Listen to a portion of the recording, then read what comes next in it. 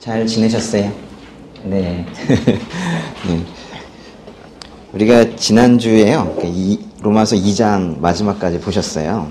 네, 이제 오늘은 이제 3장 보실 텐데요. 지난주에 그 말씀 좀 기억이 나십니까? 네.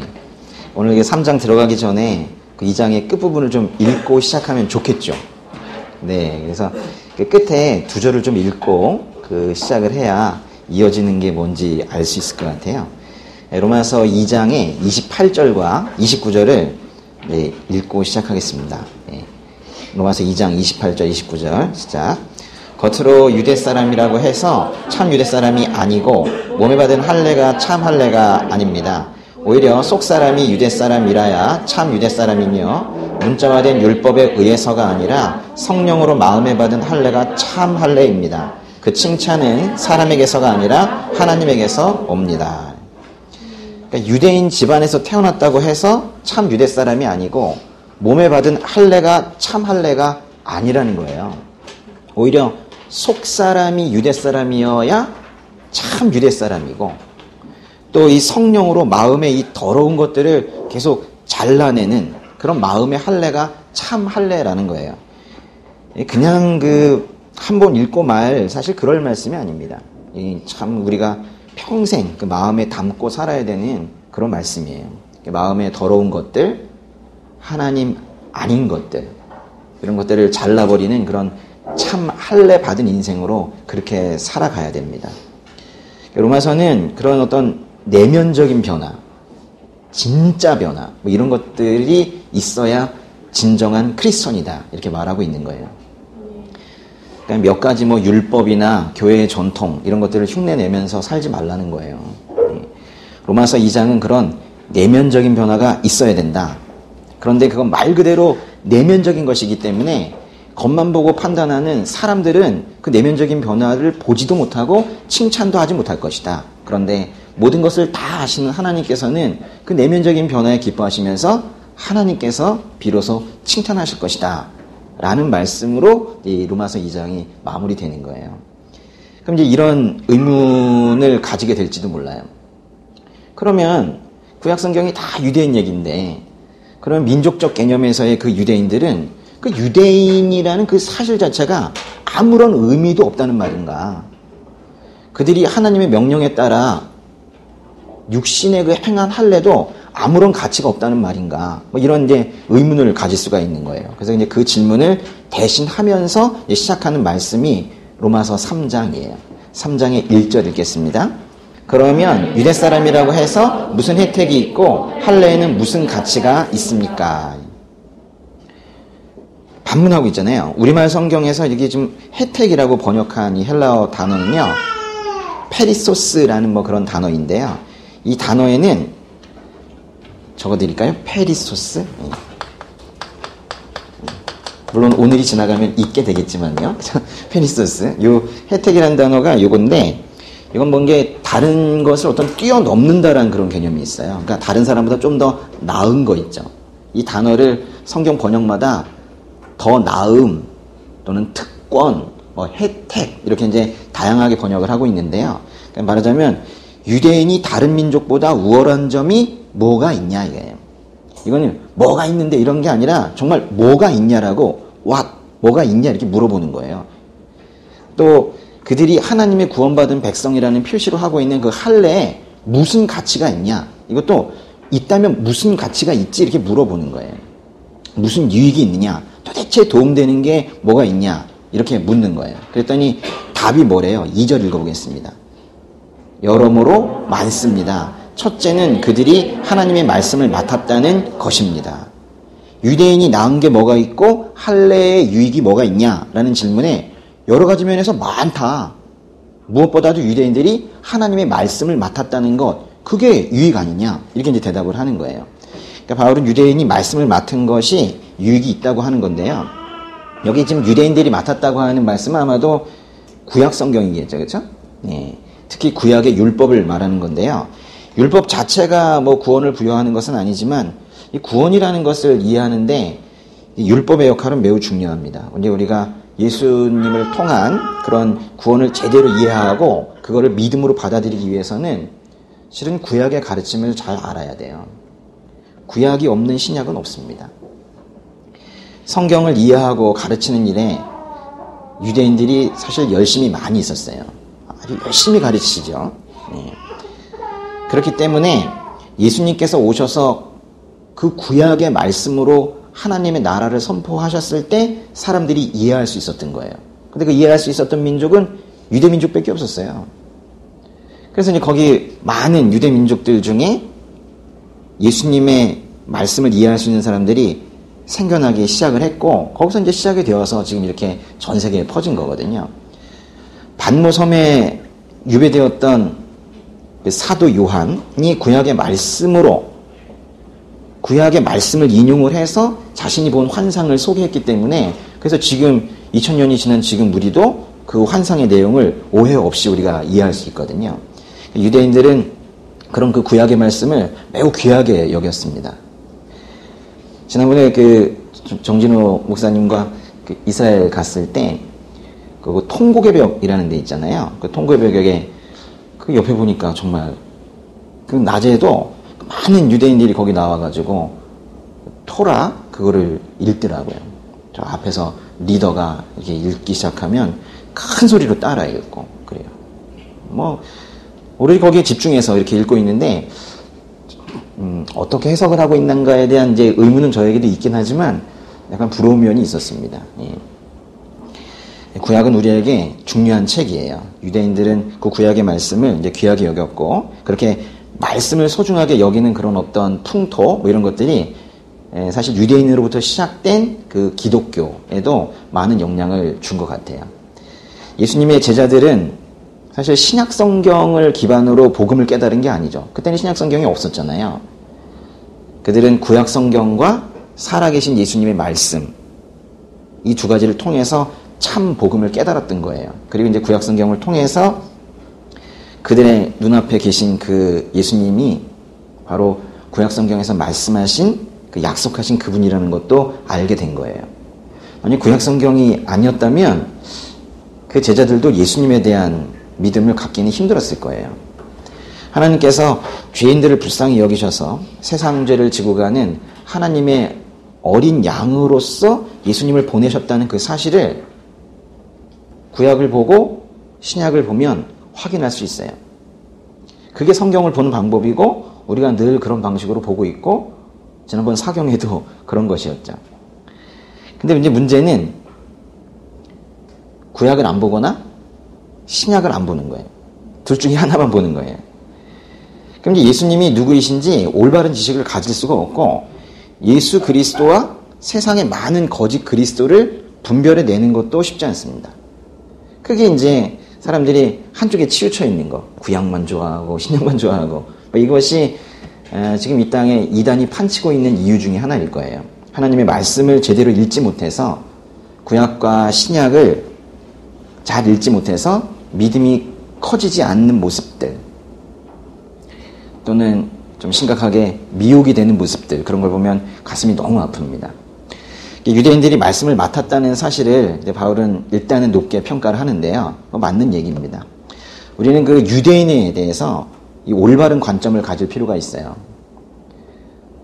건강한 관점을 가질 필요가 있어요. 이제 그것을 로마서 후반부로 가게 되면 어쩔 수 없이 유대인 이야기를 다루게 되는데요. 이제 그때 우리가 좀 잘 배울 기회가 있을 겁니다. 그런데 이제 이런 어떤 말씀을 맡은 것을 좋게 평가한다라는 이런 옳은 선언에도 불구하고 이 로마서 3장 2절, 그 3장 2절의 이 말씀의 위치는 사실 매우 어색해요. 이 말씀의 이 흘러가는 분위기라는 게 있잖아요. 그거랑 맞지가 않아요. 이건 마치 이런 거거든요. 그 2장에서 계속 화를 내다가 3장 1절, 2절, 2절에서 잠깐 살짝 웃어요. 웃어주고 다시 그 다음부터 화를 내는 이 분위기가 좀 안 맞아요. 좀 당황스럽죠. 2장 끝에서 분명히 민족적 유대인이 중요한 게 아니라 속 사람이 유대 사람이어야 참 유대인이고 그들이 율법에 따라 하는 할례가 아니라 성령으로 한 마음의 할례가 참 할례라고 그랬잖아요. 그래서 만약에 3장 1절에서 이렇게 물었다면 그럼 유대인이 나은 게 뭐가 있고 할례의 가치가 뭐가 있는 겁니까? 라고 누군가 질문을 했다면 없지. 그런 건 없는 거야. 진짜가 중요하지 민족적 유대인 그런 거 필요 없는 거예요. 마음의 할례가 중요하지 몸에 하는 할례가 뭐가 필요가 있어? 없지. 뭐 그들이 뭐 잘나서 선택을 해주신 게 아니잖아. 그렇게 몸에 칼대는 할례가 무슨 소용이 있겠어? 뭐 이런 식으로 이제 흘러갔다면 더 자연스럽게 흘러갔을 거예요. 그런데 유대 사람으로 태어나고 율법에 따라 할례를 하며 사는 삶의 유익이 있다고 그러는 거예요. 그것도 어떻게 있대요? 아주 여러 면에서 다방면에서 실은 원문에 보면 거의 모든 면입니다. 거의 모든 삶의 방면에서 많다 그래요. 아주 풍성하다 그러는 거예요. 바울은 그 중에서도 유대인들이 하나님의 말씀을 맡았다는 걸 지금 강조하는데요. 여기에서 첫째는 이러면서 시작하잖아요. 첫째는이라는 건 무엇보다도 뭐 이런 뜻인데요. 한글로 된 성경에는 이 번역할 때 뭐 좀 생략이 되었지만은 헬라어 원문의 그 성경의 접속사를 잘 살려서 그 읽어보면 이제 이런 분위기로 연결이 됩니다. 아이고, 그 무슨 얘기예요? 유대인들이 낳은 점이 얼마나 많은데, 유대인들이 낳은 점이 정말 많습니다. 모든 면에서 많아요. 무엇보다도 유대인들이 하나님의 말씀을 맡았다는 것만 봐도 딱 알 수 있잖아요. 뭐 이런 느낌이에요. 그러니까 하나님의 말씀을 맡았다는 것은 그 유대인이 다른 민족보다 더 나은 점 중에 하나가 아니라 아주 그 중에 으뜸이라는 거예요. 이런 것들을 괜히 시기할 필요가 없다는 거예요. 그건 이제 인정하자는 거예요. 그러면 지금 유대인들이 하나님의 말씀을 맡았다. 이제 맡았다는 게 뭘까요? 우리도 하나님의 말씀을 맡았나요? 맡았다는 게 뭐예요? 사실 이게 정확하게는 하나님의 말씀이 그들에게 맡겨졌다는 거거든요. 사실 이게 원래는 수동태로 되어 있어요. 예. 맡겨졌다라는 것에 쓰인 단어는 또 하나 적어드릴게요. 그 맡겨졌다. 그런데 원문에서 뭐라고 하냐면 피스티오 뭐 이런 단어를 쓰거든요. 피스티오. 이건 정말 성경에 이것만큼 많은 단어가 없어요. 피스티오. 이게 이제 뭔 뜻이냐면요. 믿는다 이런 뜻이에요. 믿는다. 뭐 신뢰한다 뭐 이런 뜻이에요. 신뢰한다. 뭐 피스티스 그러면 믿음 뭐 이렇게 표현하거든요. 피스티오. 그러니까 이건 믿는다, 신뢰한다. 물론 여기에 맡기다라는 의미도 있어요. 맡기다. 그래서 이제 이걸 이렇게 해석을 한 건데요. 맡기다. 그들이 하나님의 말씀을 맡았다라는 것은 하나님께서 유대인들에게 하나님의 말씀을 믿고 맡기셨다라는 거예요. 물론 하나님께서는 우리를 믿는다고 말씀하실 때 이런 거가 생략이 된 거예요. 내가 너를 믿는다. 응? 응? 내가 너를 믿는다. 내가 너를 통해서 사실은 나를 믿는다라고 하시는 건데요. 예. 그러니까 이제 하나님께서 유대인들에게 말씀을 주시면서 이거 맡아라고 하신 거예요. 그러면서 이제 아마도 이제 어깨를 좀 두드려 주시겠죠. 이게 툭툭 두드려 주시면서 이 말씀 맡아. 잘할 수 있지? 이렇게 하신 거예요. 근데 이제 그들이 잘했나요? 그들이 실패했다는 게 이만큼이에요. 그렇죠? 실패했다는 역사가 사실 구약 성경이거든요. 그러니까 하나님께서 하나님의 말씀을 맡기시면서 맡아봐. 맡아. 이러면서 어깨도 툭툭 쳐주셨는데 사람들이 그걸 받아가지고 사실 좀 실패했어요. 근데 하나님께서 말씀을 맡기시면서 그러면 기대를 하신 거예요? 안 하신 거예요? 하나님께서 그들이 실패할 거라는 걸 모르셨을까요? 아마 아셨을 것 같기도 한데 그럼에도 불구하고 하나님께서 계속 기대하세요. 기대하시는 하나님 잊지 말아야 됩니다. 누구누구야 이렇게 부르는 거예요. 누구누구야 너에게 말씀을 맡긴다 하실 때에는 너를 믿기 때문에 맡긴다 이렇게 하시는 거예요. 그러니까 기대하시는 거예요? 아니에요? 기대하시는 거예요. 그러니까 이 말씀 너한테 맡기니까 너 포장도 뜯지 말고 가지고 있어라 이런 거 아니죠. 그렇죠? 이 말씀 맡길 테니까 한번 써보고 뭐 안 좋으면 반품해라 이런 거 아니겠죠. 분명히 그 말씀을 믿고 그것에 따라 신실하게 살기를 바라시는 거예요. 근데 말씀을 맡은 사람들이 그렇게 살지 않았어요. 그래서 3절과 같은 질문을 하게 되는 건데요. 3절 읽겠습니다. 그런데 그들 가운데 어떤 사람들이 믿지 않았다면 어떻게 되겠습니까? 그들의 불신앙이 하나님의 신실하심을 무효화시키겠습니까? 네. 말씀을 맡은 사람들이 그 말씀을 믿지 않았다면 어떻게 되겠습니까? 그런데 거기 보시면은 모든 사람들이 믿지 않았다고는 안 하고 뭐라고 그랬어요? 어떤 사람들이라고 한 건 믿는 사람도 있었나 봐요. 다행입니다. 세상에는 하나님의 말씀을 믿는 사람도 있고 믿지 않는 사람도 있죠. 그럼 그래서 왜 저 사람이 안 믿는가, 세상은 왜 이런가, 놀라운 일이 아니에요. 이미 다 알고 계시죠? 그러나 믿지 않는 사람들이 있다고 해서 왜 한국에는 믿지 않는 사람들이 더 많은가? 사실 그렇잖아요.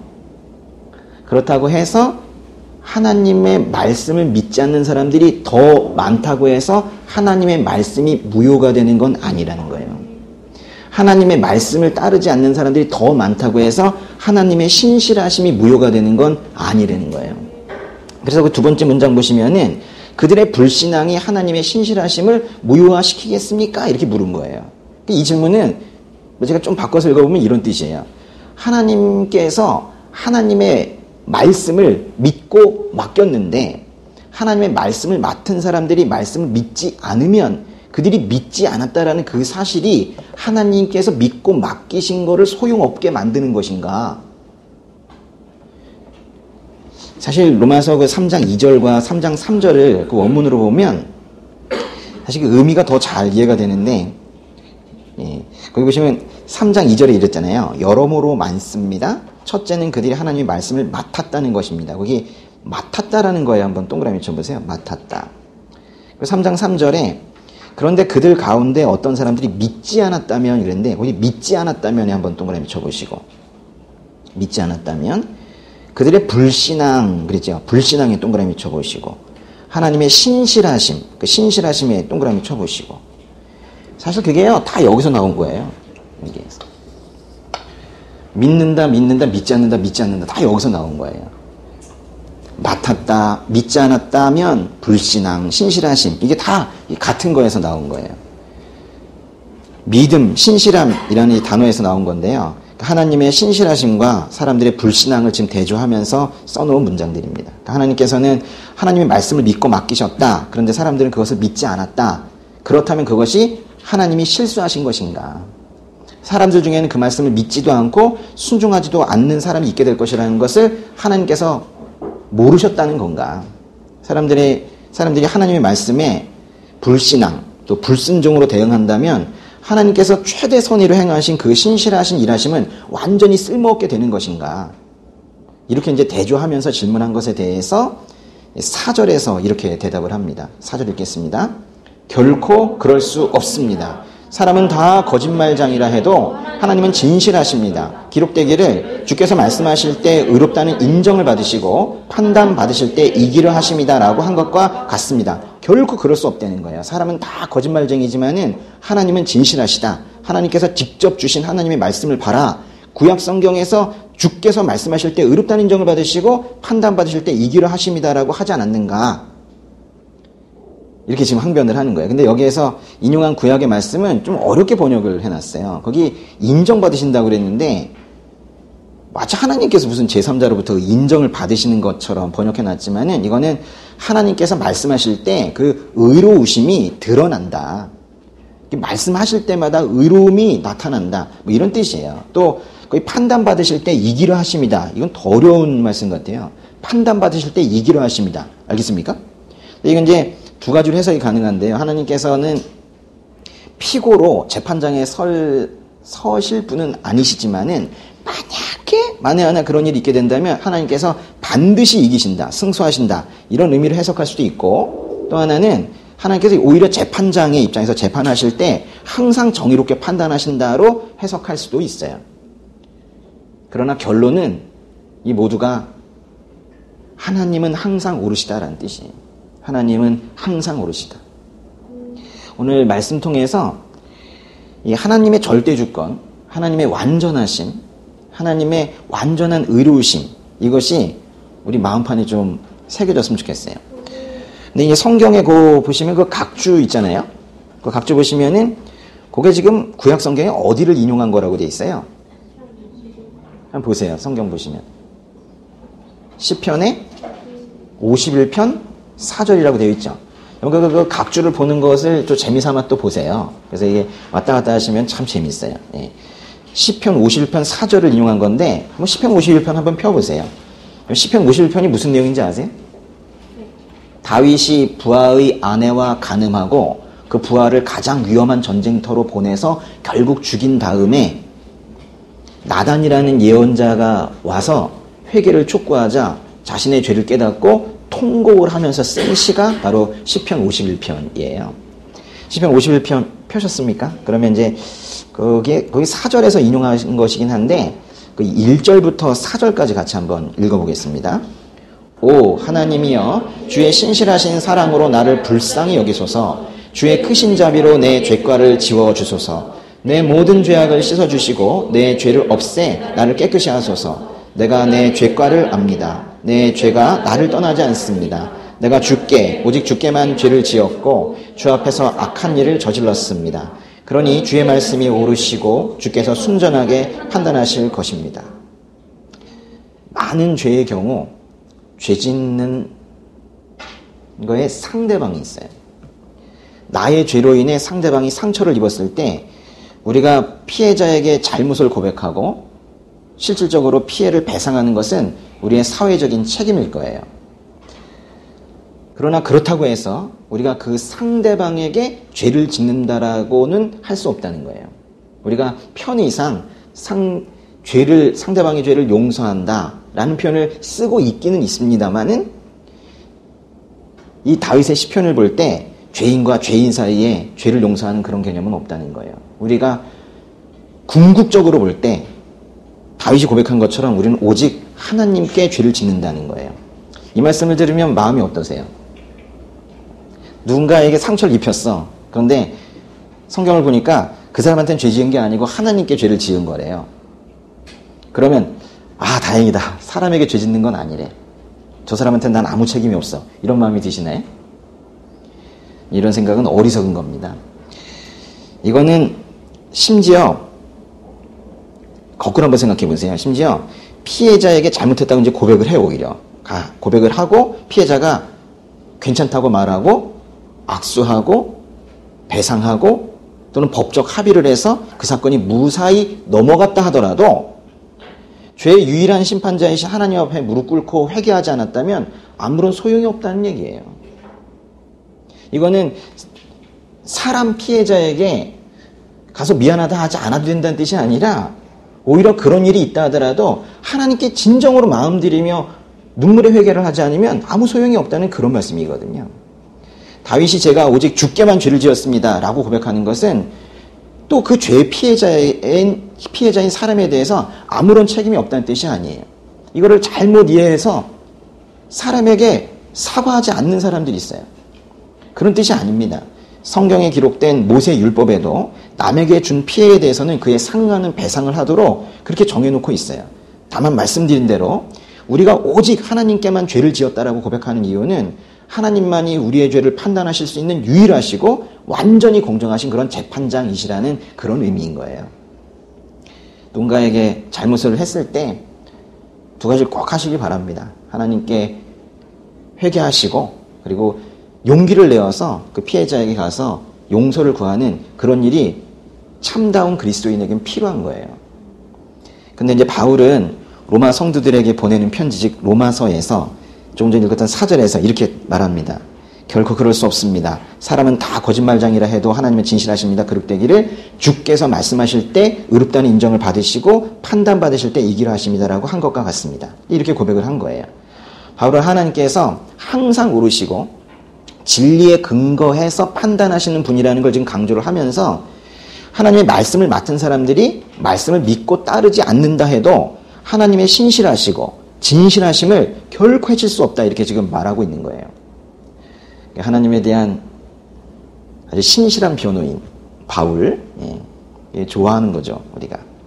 우리가 이제 하나님을 잘 믿었기 때문에 하나님의 신실하심이 칭찬을 받고 하나님의 진리가 박수를 받고 그러는 게 아니라는 거예요. 그리고 우리가 하나님을 또 거꾸로 잘 못 믿었기 때문에 하나님의 신실하심과 진리가 무너지는 것도 아니라는 거예요. 반면에 우리가 하나님 앞에 불신앙과 불순종으로 살기 때문에 오히려 하나님께서 더 의롭다는 사실이 드러나는 것도 아니라는 거예요. 하나님의 의는 우리의 어떤 행위로 인해서 생기거나 없어지거나 그러지 않습니다. 근데 우리는 가끔 착각하죠. 나로 인해서 하나님의 신실하신 의로우심이 왔다 갔다 하는 것 같아요. 그 다음에 5절, 6절 읽어보겠습니다. 그러나 우리의 불의함이 하나님의 의를 드러나게 한다면 우리가 무슨 말을 하겠습니까? 내가 사람들이 말하는 논리대로 말해보면 하나님께서 우리에게 진노를 내리신다고 해서 불의하시다는 말입니까? 결코 그럴 수 없습니다. 만일 그렇다면 하나님께서 어떻게 세상을 심판하실 수 있겠습니까? 사람들이 말하는 논리대로 말해보면 이라는 것은요, 그냥 사람의 생각으로 말해본다는 거예요, 자신이. 사람들이 흔히 생각하는 방식으로 말해본다면 사람들이 이렇게 말한다는 거예요. 우리의 불의함이 하나님의 의를 드러나게 한다면 우리가 무슨 말을 하겠습니까? 하나님께서 우리에게 진노를 내신다고 해서 불의하시다는 말입니까? 뭐 이런 질문들을 한다는 거예요. 그러니까 우리 절은 좀 쉽게 말하면 이런 내용인데요. 말씀을 맡겨 놓으시고 막상 말씀을 믿지 않으니까 그때 사람의 죄악만을 문제 삼으며 진노를 내리신다면 그거 불의하신 거 아닙니까? 이렇게 말한다는 거예요.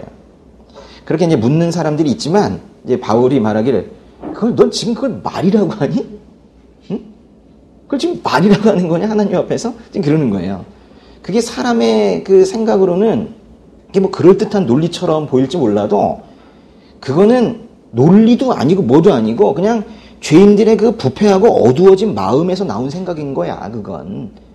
만약에 하나님께서 죄를 가볍게 여기시고 일마다 타협을 하신다면 하나님의 의가 다 무너질 텐데 그렇다면 하나님께서 어떻게 세상을 심판하실 수 있겠니? 이렇게 말하고 있는 거예요. 그런데 이제 이런 말은 하나님께서 세상을 심판하시는 분이라는 것을 믿고 있는 사람들이나 받아들일 수 있는 거예요. 지금 이제 이 바울의 항변이 상당히 사실 멋지거든요. 근데 이거는 최소한 하나님께서 세상을 심판하시는 분이라는 것을 믿고 있을 때 이걸 받아들이게 되는 거예요. 유대인들은 하나님을 심판자로 아주 굳게 믿고 있었기 때문에 지금 이런 말 할 수 있었던 거예요. 하나님을 잘 모르는 이방인들에게 조금 전처럼 만약 하나님이 죄를 가볍게 여기시고 죄와 타협하시는 분이라면 하나님의 의가 무너질 텐데 그러면 하나님께서 어떻게 세상을 심판할 수 있겠어? 라고 똑같이 물은다면 그 믿음 없는 사람들은 그럼 심판 안 하시면 되잖아. 지옥 없애면 되잖아. 뭐 이렇게 얘기한다고요. 복음을 전하는 게요. 그래서 모든 사람에게 똑같이 전할 수는 없어요. 무신론자란 말이죠. 무신론자. 무식론자랑 똑같은 말인데요. 그거는 아무튼 그런 무신론자들에게는 살아계신 하나님에 대해서 말해줘야 되는데 워낙에 뭐 기초 지식이 없고 사실 자기가 이미 하나님이 되어 있기 때문에 그 무신론을 깨뜨리기가 쉽지가 않습니다. 저를 얘기하는 건데요. 안 깨지더라고요. 그 오랜 기간 동안. 하나님 만나기 전까지 전 그 무신론을 굳게 믿고 저를 하나님 삼아 그래 살고 있었거든요.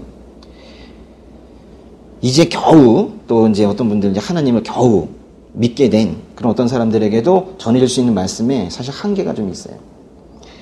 다 전하고 싶은 마음이 있거든요. 근데 이제 다 할 수 없어요. 복음을 그래서 전하실 때에는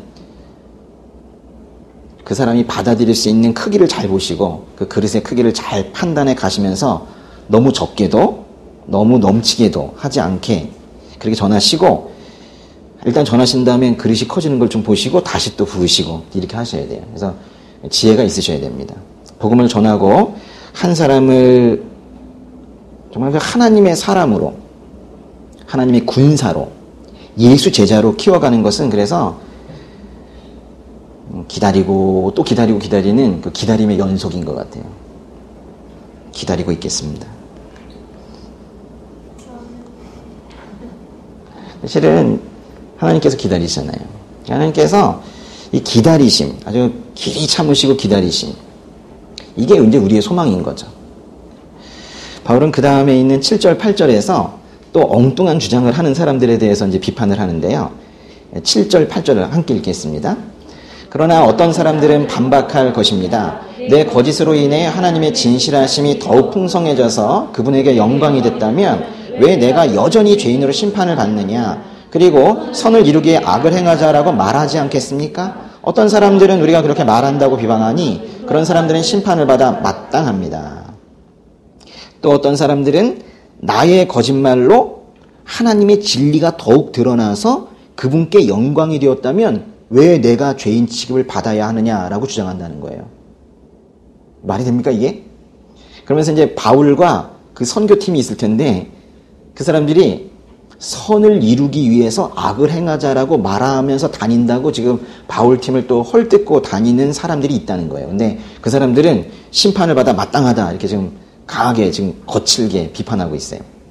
근데 이런 말씀이 오늘 8절입니다.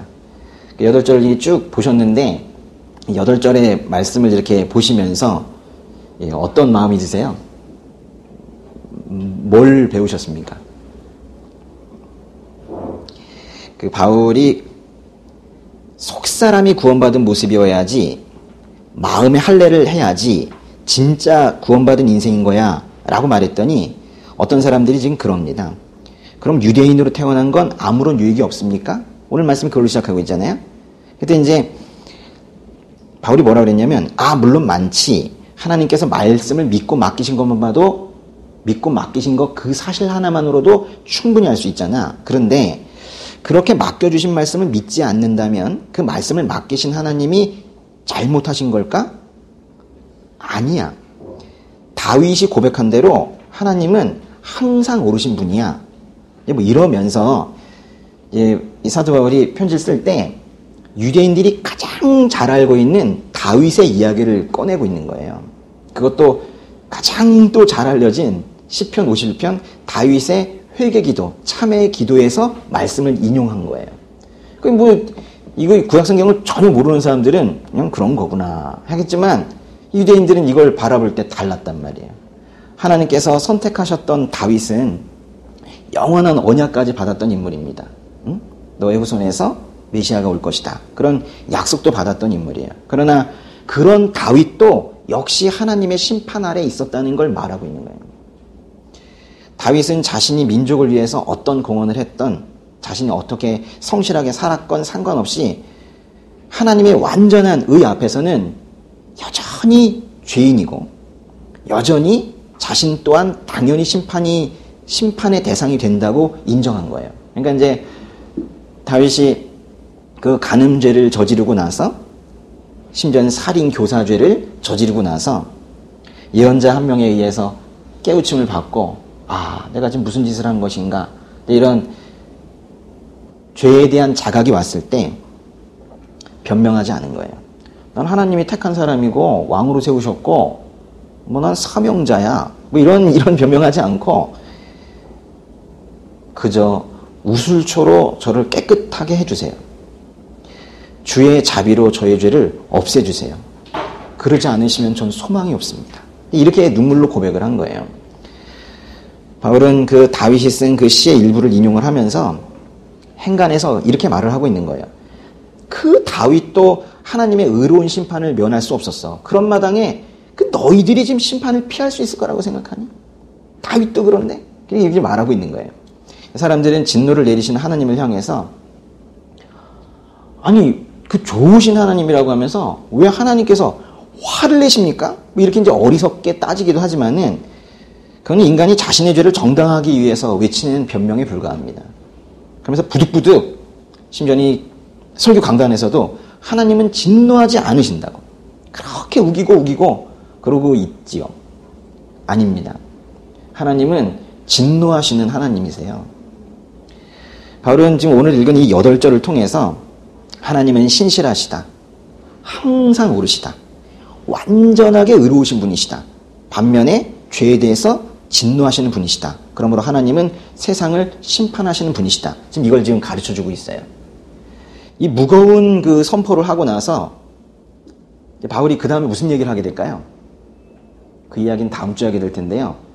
하나님은 진노하신다, 심판하신다, 옳으시다. 이 말씀 다음에 어떤 말씀이 이어지겠어요? 바울이 이렇게 말합니다. 그렇다면은 사람들은 어떤지 알려줄까? 그래요. 그러면서 거의 로마서 그 3장 9절부터 그 20절까지 아주 숨가쁜 어조로 그 죄인된 인간의 모습을 고발해요. 그 얘기는 다음 주에 할 거예요. 그럼 그 다음 얘기는 뭐가 나올까요? 보세요. 하나님은 심판하시는 분이시다. 그 다음 얘기, 이제 다음 주에 할 얘기는 사람 중에 의인은 한 명도 없다. 다 죄인이다. 그럼 그 다음 얘기 뭐가 나올까요? 하나님은 심판하신다. 사람 중에 의인은 한 명도 없다. 다 죽어라. 그러진 않으시겠죠. 예수님께서 하나님의 진노를 대신 지시고 백성들을 사망 권세에서 구원하셔서 그를 영접하는 자들은 심판을 피할 수 있을 것이다. 그 말씀이 뒤에 이어지겠죠. 이렇게 전개됩니다. 앞으로 이제 로마서를 보면서 계속 만나게 될 이 흐름 자체가 복음인 거예요. 이게. 오늘 말씀에서 하나 더 생각해 볼 게 있는데요. 그 7절과 그 8절을 보면은 사람들 중에 이렇게 말하는 사람들이 있다는 거예요. 참 대단한데요. 보니까. 내가 거짓말을 해서 하나님의 참되심이 더 풍성해져서 하나님의 영광이 되었다면 내가 왜 죄인처럼 심판을 받아야 됩니까? 이렇게 말하면서 심지어 바울이라는 사람은 결국 은혜로 구원받는다고 말하는 것 같지만 결국 선을 이루기 위해 악을 행하자라고 말하는 것 아닌가 이러면서 비방하는 사람들이 있다는 거예요. 바울은 이렇게 복음을 오해하도록 악의적인 비방을 하는 사람들을 향해서 정죄받아 마땅하다. 너희들이 복음을 왜곡시켜 너희들은 심판받아 마땅하다. 이렇게 좀 공개적으로 선포를 한 건데요. 사람들은 왜 저런 식으로 말을 할까요? 그러니까 이런 거예요. 나의 불의가, 나의 잘못, 나의 거짓말이, 나의 죄가 하나님의 진실하심을 돋보이게 했다면, 더 밝게 빛나게 했다면 나도 한 일이 있다는 거예요.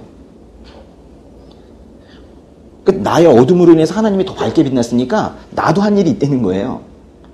왜 나만 가지고 그러냐는 거예요. 왜 나만 가지고 죄인이라고 말하냐는 거예요.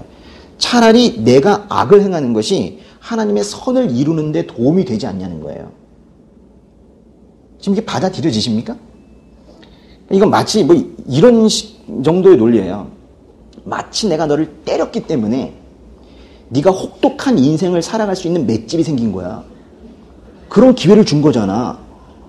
겨우 이 정도예요. 또 내가 사람을 어떻게 죽이거나 때려가지고 죄를 지어서 감옥에 들어갔기 때문에 이 나라의 형벌 시스템이 유지될 수 있었고 간수의 봉급도 나온 거 아니야? 이 정도 수준의 처참한 논리예요. 이게 억지죠. 이런 어처구니 없는 주장을 하는 사람들이 있을까요?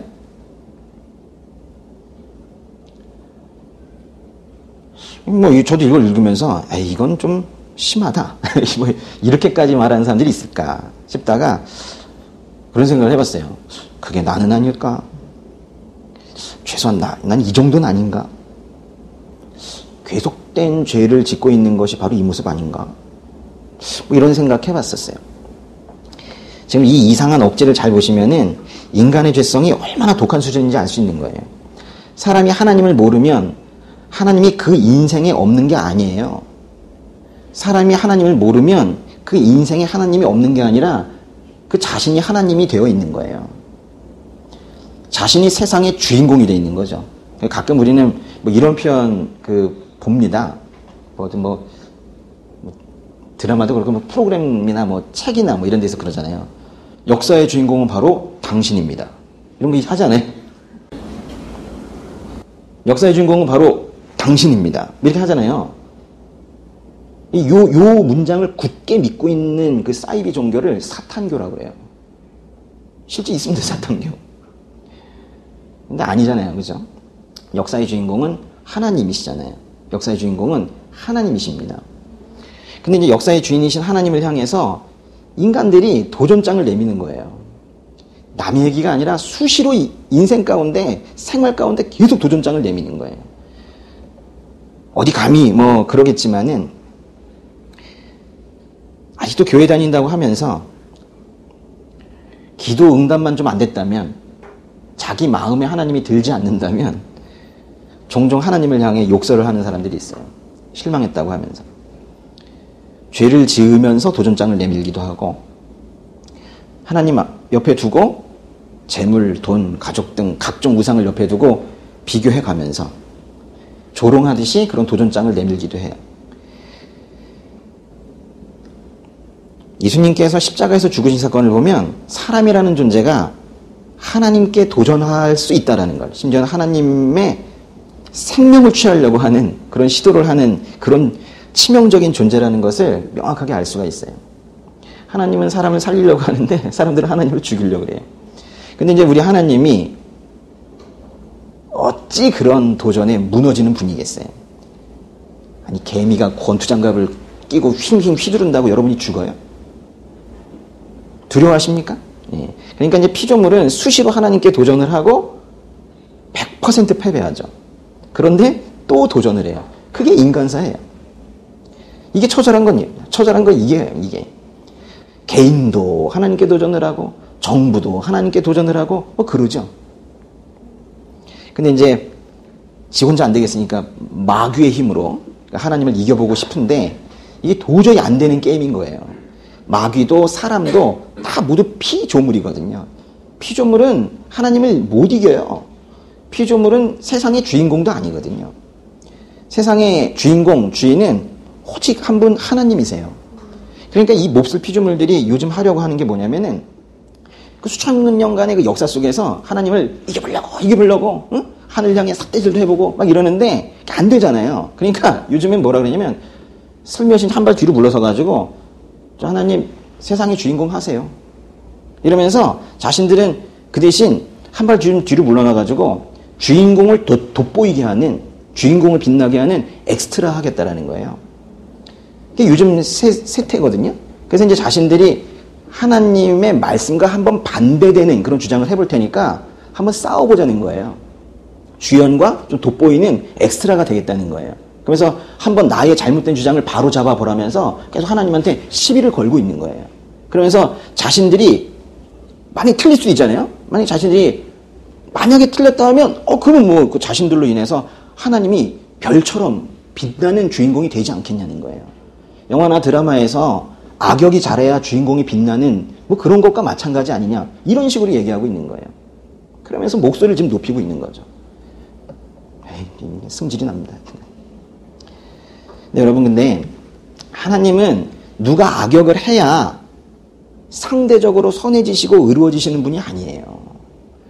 그 모세라는 사람이 이스라엘 백성들에게 이제 가라고, 이제 가서 구하라고 하나님께서 명령 내리셨을 때 제가 누구라고 갑니까? 가서 그 이스라엘 백성들이 하나님께서 보내셨다고 내가 왔다, 너희들을 구하러 왔다 라고 할 때 네가 믿는 하나님의 이름이 뭐냐? 라고 하면 제가 뭐라고 말을 해줘야 되냐요? 그랬더니 하나님께서 뭐라고 그러셨어요?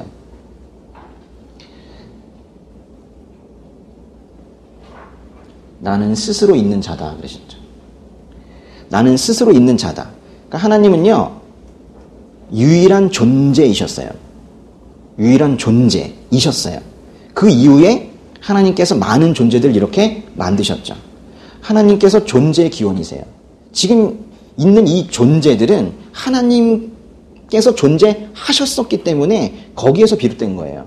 어디 감히라는 말을 그래서 우리가 할 수가 있는 거예요. 근데 하나님께서는 천지를 창조하실 때 이 놀라운 것이 예수님과 함께 계셨다는 거예요. 예수님이 그래서 곧 하나님이시라는 거예요. 그 사도 바울도 로마서에서 그렇게 고백을 합니다. 그 로마서에요, 9장 5절 보세요. 로마서 9장 5절. 조상도 그들의 것이요 육신적으로는 그리스도도 그들에게서 나셨습니다. 그분은 만물 위에 계시고 영원토록 찬양받으실 하나님이십니다. 아멘. 예수님도 육신적으로는 유대인에게서 나왔으며 그리스도는 단순히 한 인간이 아니라 완전하신 하나님이시라는 그런 고백인데요. 근데 이제 유대인들은 그 하나님을 거부했고 바울은 그것 때문에 너무 가슴이 고통스럽다라는 맥락에서 나온 말이에요. 결론은 뭐냐면요. 결론은 천지의 주인공은 삼위일체 하나님이시라는 거예요. 하나님께서 우리의 영혼을 회복시키시는 것은 그 시편 23편에 그랬어요. 당신의 이름을 위해서, 하나님의 이름을 위해서 우리의 영혼도 회복시키신다고 그랬어요. 하나님은 당신의 영광을 위해서 모든 일을 하세요. 이 단순한 진리를 그리스도인들이 너무 모르고 있어요. 마치 자기를 위해서 하나님께서 존재하시는 것처럼 그렇게 말을 하고 있단 말이에요. 심지어 하나님의 백성의 구원, 그 구원의 궁극적인 목적도 하나님의 영광을 위해서예요. 나 살리는 게 목적이 아니고 나 살리는 게 하나님의 영광을 위해서란 말이에요. 로마서의 15장 6절 7절 읽어보세요. 한 마음과 한 입으로 하나님 곧 우리 주 예수 그리스도의 아버지께 영광을 돌릴 수 있게 해주시기를 빕니다. 그러므로 그리스도께서 하나님의 영광을 위해 우리를 받아주신 것처럼 여러분도 서로 받으십시오. 우리는 모두가 죄인이기 때문에 서로가 서로를 용납하자. 예수 그리스도께서 우리를 받아주신 것처럼 우리도 서로 받아주자라는 뭐 그런 내용의 말씀인데요. 이때에도 보세요. 7절 보시면은 그리스도께서 하나님의 영광을 위해 우리를 받아주셨대잖아요. 우리를 구원해 주신 것이 다 하나님의 영광을 위해서래잖아요. 인간이 만약 뭐 이런 이 공동체잖아요. 이런 공동체에서 야, 여기 뭐 이 교회의 주인공은 나야. 또는 뭐 구청장 됐다고 뭐 이 지역의 주인공은 나야. 막 이런 식으로 말하고 있다면 참 뭐 우스운 일이겠지만은 천지를 창조하시고 그것을 소유하고 계신 하나님께서 천지의 주인공은 나다라고 말씀하신다면 그거는 극히 당연한 말씀이세요. 교회이든 뭐 가정이든 또 다른 공동체이든 어디든 주인공 되려고 애쓰지 마세요. 자신 드러내려고 애쓰지 마세요. 근데 우리는 그 본성이 있어요. 죄성이. 자신이 드러나려는 그 본성. 아니에요. 하나님께서 우리에게 원하시는 모습은 그게 아니에요. 근데 사람들은 이런 천지의 주인이시며 역사의 주관자이신 절대 주권자 하나님, 그리고 육신으로 오신 예수님이 아닌 자기가, 자신이 주인공이 되고 싶어 해요. 그러다 이제 됩니까? 안 됩니까? 안 되잖아요. 예? 잘 안 되잖아요. 그러다 이제 아무리 해도 이제 안 되니까 힘이 딸리는 것 같으면 아까 말씀드린 대로 엑스트라 하겠대요. 조연을 자처하긴 하지만 늘 주연에 도전하고 주인공에게 도전하고 자신을 이런 말을 해요. 나는 뭐 엑스트라이긴 한데 조연이긴 하지만 주연 같은 조연. 뭐 이런 말도 안 되는 말을 하기도 하고 가끔 이제 하도 그렇게 착각을 하다 보니까 가끔 자신이 주연이라는 착각을 하기도 하고 그렇습니다. 그리고 오늘 말씀에 있는 것처럼 심지어 자신의 그 엑스트라 악역이 주연을 빛나게 해줬다는 말도 함부로 하고 그래요. 근데 아니라는 거예요. 아닙니다. 하나님께서는요, 조연이 필요 없어요. 하나님께는 엑스트라가 필요 없으시다고요. 이 사실을 꼭 알아야 돼요.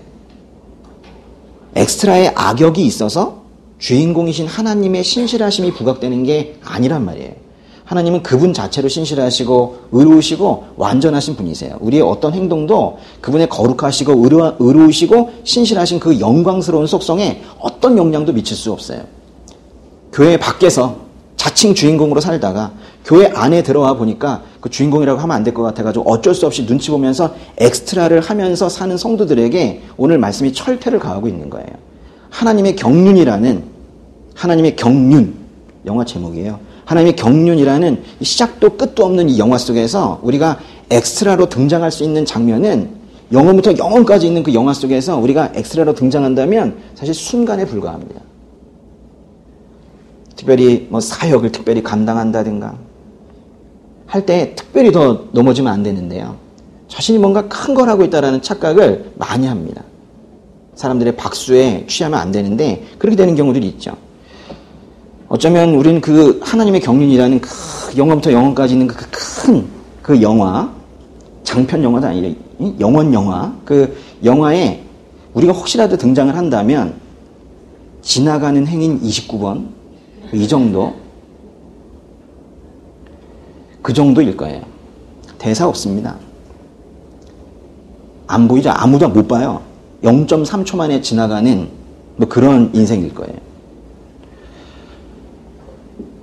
그 사람 없어도 영화 돌아갑니다.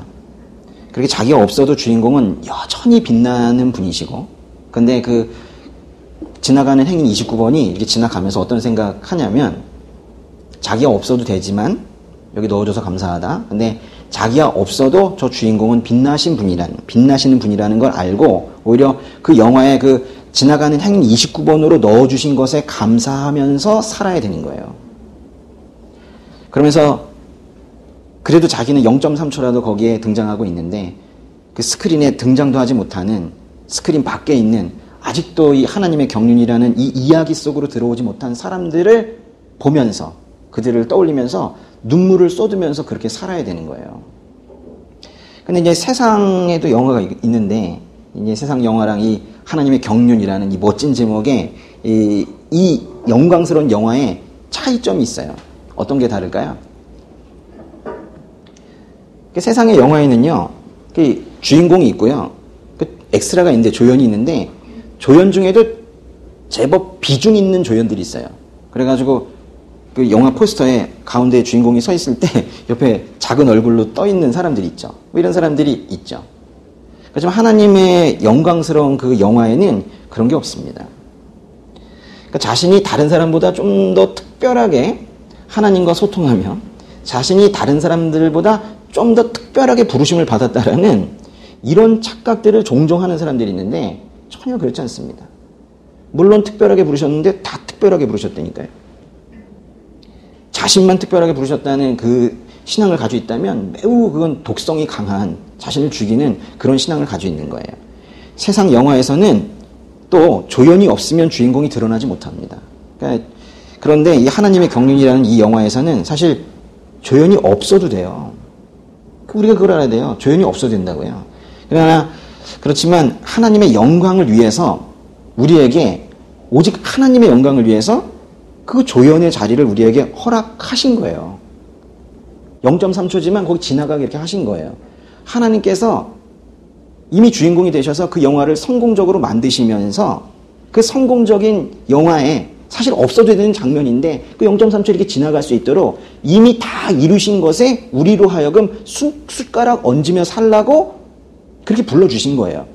그런데 그러면서도 이것저것 이 땅에서 사명을 감당하게는 하세요. 그렇게 사명 감당하게 해서 보람있게 살게 하시지만 실제로 우리가 하나님을 위해서 할 수 있는 일은 믿음 말고는 할 수 있는 게 하나도 없어요. 우리가 뭘 하겠습니까? 천지를 창조하신 하나님께 그 부족함 없으신 그분에게 우리가 해드릴 수 있는 게 뭐가 있겠어요? 히브리서에서 이러잖아요. 믿음이 없이는 하나님을 기쁘시게 할 수 없다고. 그러니까 우리가 하나님을 위해서 할 수 있는 유일한 소극적인 뭔가 하나 그 얘기한다면 믿음이에요. 믿음. 그거 말고는 없는 거예요. 근데 이제 세상 영화와 이 하나님의 경륜이라는 이 두 영화의 가장 큰 차이점이 하나가 있는데 영화 촬영이 끝난 다음이 달라요. 세상의 영화는 자신이 출연한 부분 0.3초 그 출연한 부분이 끝나면 정말로 끝이에요. 그렇지만 하나님의 경륜이라는 이 영광스러운 영화에는 그곳에 그 지나가는 행인 29번이든 30번이든 그 영광스러운 잔치에 잠깐 초대되었다라는 그 이유만으로 주연이시고 주인공이신 삼위일체 하나님과 영원히 함께 할 수 있는 은혜를 받게 돼요. 영화가 끝난 게 아닙니다.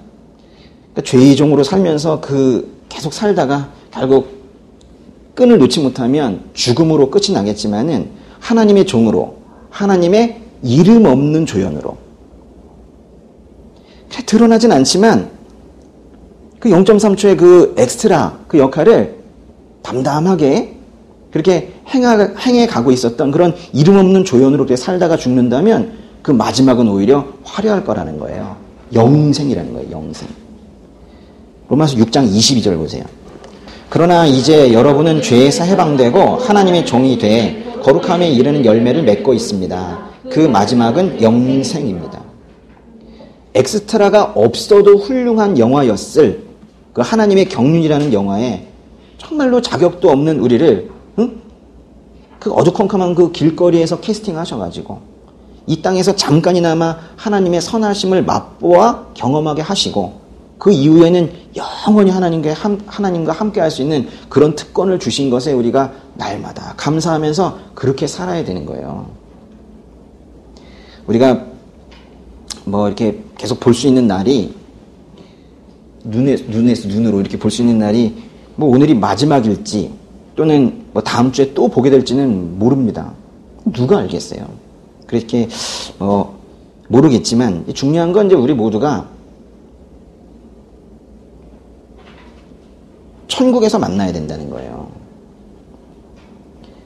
자신의 위치를 잘 알고 0.3초짜리 이름 없는 조연이지만 그 주어진 일을 잘 감당하면서 지나가는 행인 29번 그 역할을 맡겨주신 하나님의 그 깊은 뜻이 있거든요. 그 깊은 뜻을 이해하면서 감사합니다.